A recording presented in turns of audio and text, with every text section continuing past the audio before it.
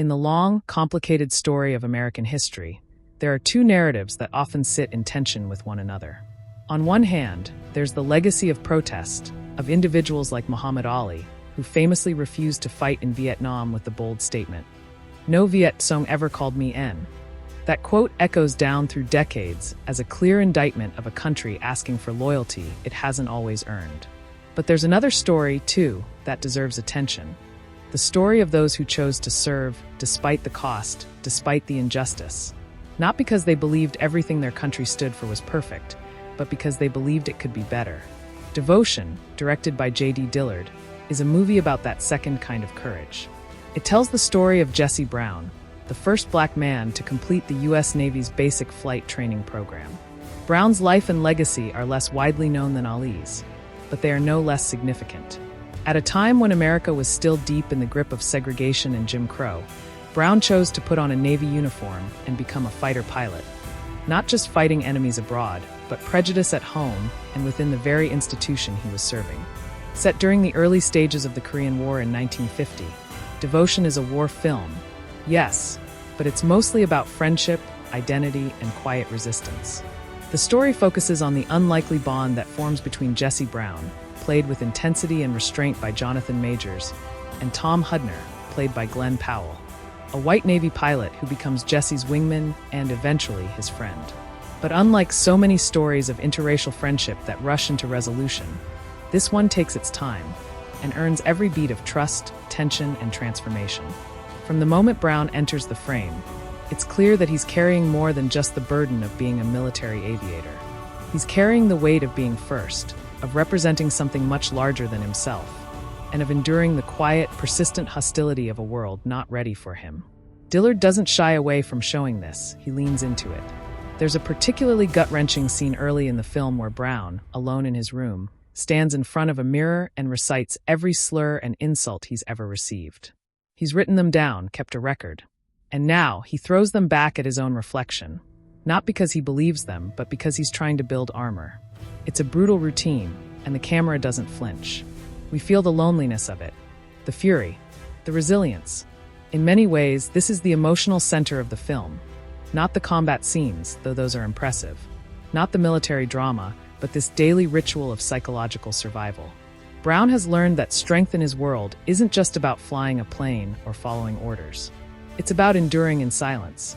It's about not flinching when your fellow soldiers give you that look, or mutter something under their breath, or ask, half joking, if you really belong there. And yet, Jesse Brown never becomes a martyr.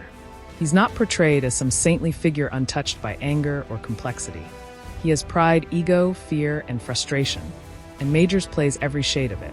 One of the more compelling arcs in the film is how long it takes Brown to actually trust Hudner. Their friendship isn't instant. Hudner, for all his kindness, represents something that's let Brown down more times than he can count. His support comes without personal risk, a quiet loyalty, not a loud stand.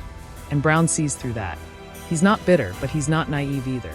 When Hudner tries to connect with Brown, he does it the way white men in positions of comfort often do, with good intentions, but no real sense of the cost involved. Early on, when Brown's car breaks down, Hudner offers him a lift. It's a small gesture, but in the social climate of 1950, it's not nothing. Still, it's the kind of kindness that doesn't come with consequences. Brown doesn't immediately embrace it. He nods, thanks him, but the walls stay up. The film's narrative structure, which follows Hudner's perspective for much of its running time, allows the audience, particularly white viewers, to move through a process of awareness alongside him. We see Brown's world filtered through Hudner's eyes at first, which can feel limited and even frustrating. But it's a deliberate choice. As Hudner grows more aware, the film allows us into Brown's world more fully, into his home, where we meet his wife Daisy, played with quiet strength by Christina Jackson, and into his internal world, where we finally begin to understand the full weight of what he's facing. That's not to say the film ignores the action. Dillard, whose own father was a Navy pilot, brings real skill to the flying sequences. The scenes in the air are thrilling and immersive, especially on a large screen. The roar of the Vought F-4U Corsair, the limited visibility in the cockpit, the challenge of landing on a moving aircraft carrier. All of it is portrayed with both technical precision and emotional weight. There's a recurring scene involving a lighthouse flyby that doesn't serve any major plot purpose, but captures the joy and terror of flight in a way that reminds us why these men risked everything. But it's the ground-level moments that stay with you. A quiet exchange between Brown and a lower-ranking black sailor. A chance encounter with Elizabeth Taylor on the beach at Cannes. The simple act of Brown introducing Hudner to his family, not as a gesture of full acceptance, but as an offering. To see what a man's fighting for, Hudner says, and the line hangs there, not sanctimonious, just true. Hudner's journey is not about becoming a hero. It's about learning what allyship actually requires. When the film reaches its emotional peak, during a daring and devastating mission over Korea, Hudner is finally forced to put something real on the line. He crashes his own plane in an attempt to save Brown, who has gone down behind enemy lines. It's a reckless move. It's also an honest one.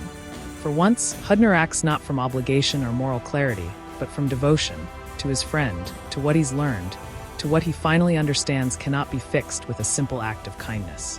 The film's title, Devotion, works on many levels. It speaks to the obvious, the military oath, the love of country.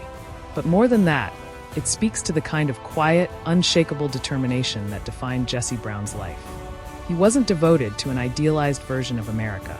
He was devoted to something harder, to the belief that even a deeply flawed nation is worth fighting for, if only to make it better. What makes the film work is that it never treats Brown's patriotism as blind or simple. It was complicated, earned, full of contradictions. And that's what makes it moving. This wasn't the story of a man who ignored racism. It's the story of a man who faced it every single day and still got in the cockpit. In the end, Devotion isn't a film that pretends all wounds are healed. It doesn't close with triumphant music or simple answers. Instead, it closes with a sense of quiet respect, not just for Brown, but for everyone who fought battles the world didn't see. That's what makes it worth watching. Not just the stunning aerial shots, not just the history, but the reminder that courage doesn't always look like a dramatic speech or a flag waving in the wind.